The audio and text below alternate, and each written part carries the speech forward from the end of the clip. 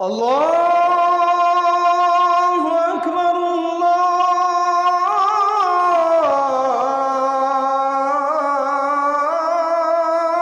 আকবার। এটি আসলে গুরুত্বপূর্ণ বিষয়। চলাফেরার ক্ষেত্রে অনেক সময় আমরা কষ্ট দিয়ে ফেলি, গোপনে গোপনে অনেকের গীবত করে ফেলি। যখন আপনার বুঝ চলে আসে যে ওই ভাইটার গীবত বলে ফেলছে, হতে পারে খতিব সাহেব, হতে পারে ইমাম সাহেব, হতে পারে XYZ অন্য কোনো ব্যক্তি গীবত করে ফেলছেন, আপনি সাথে সাথে ওনার সাথে দেখা হলে বলবেন যে ভাই আমার কিছু ভুল হয়ে গেছে, আমি আপনার গীবত করে ফেলছি, শিকায়েত করে ফেলছি, আপনি আমারে মাফ করে দেন। এটা বললে আপনার কোনো লস হবে না, উনি আপনার সম্পর্কে খুব খারাপ ধারণাও হবে না, বরং উনি মনে মনে চিন্তা করবে লোকটা আমার ব্যাপারে ভুল করে এখন মাফ চাচ্ছে, তারে মাফ করে দিই। কিন্তু আপনি আল্লাহর কাছে মাফ পেয়ে যাবেন যদি লোকটা মাফ করে দেয়। আমরা আরেকজনকে মাফ করতে শিখব, ক্ষমা করতে শিখব। ক্ষমা করে দেওয়া অনেক বড় সওয়াবের কাজ। ক্ষমা যদি আপনি করেন, আল্লাহ পাক আপনাকে ক্ষমা করবেন, এটা মনে করে অন্তত একজনকে ক্ষমা করে দেওয়া। নবীজি সাল্লাল্লাহু আলাইহি সাল্লাম মনে কখনো কষ্ট রাখতেন না, এমনকি উহুদের প্রান্তেও তিনি কষ্ট রাখেন নাই। হেলমেট গেঁথে গিয়েছে, নবীজির রক্ত বন্ধ হচ্ছিল না। ফাতেমা রাদিয়াল্লাহু তাআলা আনহা চাটাই পুরে নবীজির ক্ষতস্থানের মধ্যে দিছেন, এখনো ওই জায়গা আছে। উহুদ পাহাড়ের পাশে, জাবালের রুমার পাশে সামনের দিক দিয়ে হেঁটে গিয়ে একটু কোনায় দেখবেন এই জায়গাটা আজ অবধি চিহ্নিত করে রাখা হয়েছে।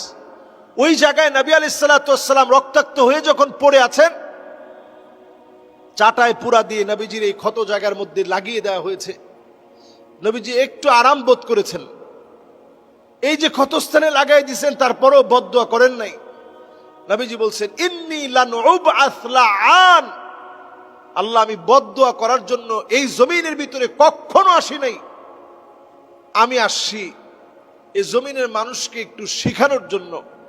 বুইসতু লিউতাম্মিমা মাকারিমাল আখলাক, চরিত্র কাকে বলে এটা বুঝায় দেওয়ার জন্য আমি দুনিয়াতে আসছি, আমি বদদুয়া দেওয়ার জন্য আসি নাই, আমি মানুষের মনে কষ্ট দেওয়ার জন্য আসি নাই।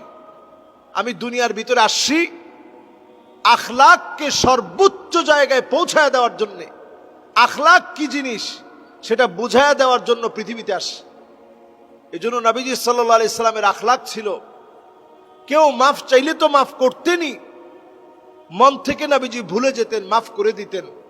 আপনি যদি আপনার ভাইকে মাফ করে দিতে পারেন, তবেই আল্লাহ তাআলা আপনাকে মাফ করবে। সিলমান কাতাক, তার সাথে আপনি সম্পর্ক রাখেন যে সম্পর্ক কর্তন করে, তার সাথে আপনি সুন্দর আচরণ করেন যে আপনার উপরে জুলুম করে, তার সাথে আপনি সুন্দর আচরণ করেন যে আপনার সাথে খারাপ ব্যবহার করে। ইসলাম আপনাকে এমন আচরণের কথা শিখায়। এই আচরণ যদি আমাদের ভিতরে শুরু হয়ে যায়, একজন আরেকজনকে ক্ষমা করে দেই, দেখবেন এই সমাজের পরিবর্তন চলে আসবে। এখন একজনের কাছে আপনি বারবার ক্ষমা চেয়েছেন, তিনি ক্ষমা করছেন না, সে অহংকারীর পরিচয় দিচ্ছে। যদি সে অহংকার আল্লাহর সঙ্গে করে, অহংকার আল্লাহর চাদর, এই চাদর নিয়ে টানাটানি করলে আল্লাহ তাআলা তাকে অপদস্থ, লাঞ্ছিত, অপমানিত করবে।